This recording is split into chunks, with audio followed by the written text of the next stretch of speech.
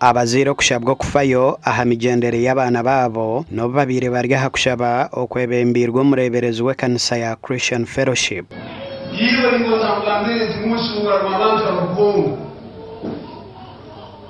kumanya babongere buza za Hawaii bete za Hawaii kuko za Hawaii kuko tulino kumunga abantu. Bishop Abel Kanyankore w'ekanisa ya Kahunja Christian Fellowship abirarya hakusima Ruhanga ahabwo kucungura umwana we owahonere butandu yarukorana.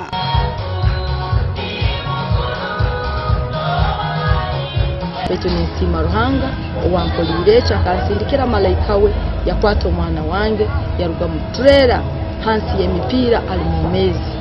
mazima mukame kimisa kimugarukire ekanisi yaha yaba imaba y'ushaka kanisomo n'umukabari n'umujyana y'akaje yamushura na banka kanisa banje yasho kukomeza bagenda ninyenda kushaba ihanga ryone akora gudo ndiyomwe abakujurazwa na road safety ndi kushaba abeje sama shomero tulinda abana ko mwana w'imyaka 9 kurango yaruga ishomero wenka yazo mu rugudo shikaba kibi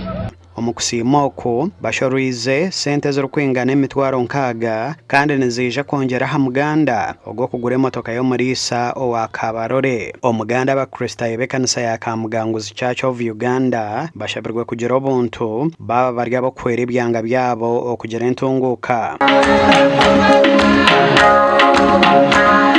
okushaba kukozerwe kanoni ja quiz masco owayebembire h'ekigombe kya Compassion mu East Africa kandi omukoro gubire guryo go kusima ahabwa Compassion eya Kamuganguzi CDC.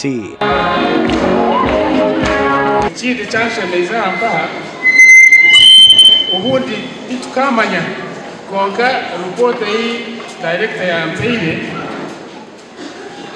ibi project zamara nk'imyaka 15 nanga no kurengamo ubundi zirija kwemerezibwa azayemerezibwa titurenda ngo hasigare ekizizo ekizira isemyaka 15 no kugarura inguru habaho ekintu cyo kugira ngo zibe first over nanga first out kugira ngo zirugeho umurongo umwanya zizahandi kugira ngo zikwate abandi batamikono. Omyaka 32 Compassion emazero muri Kamuganguzi abana benabir nomwe nibo baganyirwemo kandi obwa hati nibahwera abana 300. Tuzone cyishasha no mwana kubarya Compassion ayesete bamwera ukabona kuyabije mwisho abana n'abareba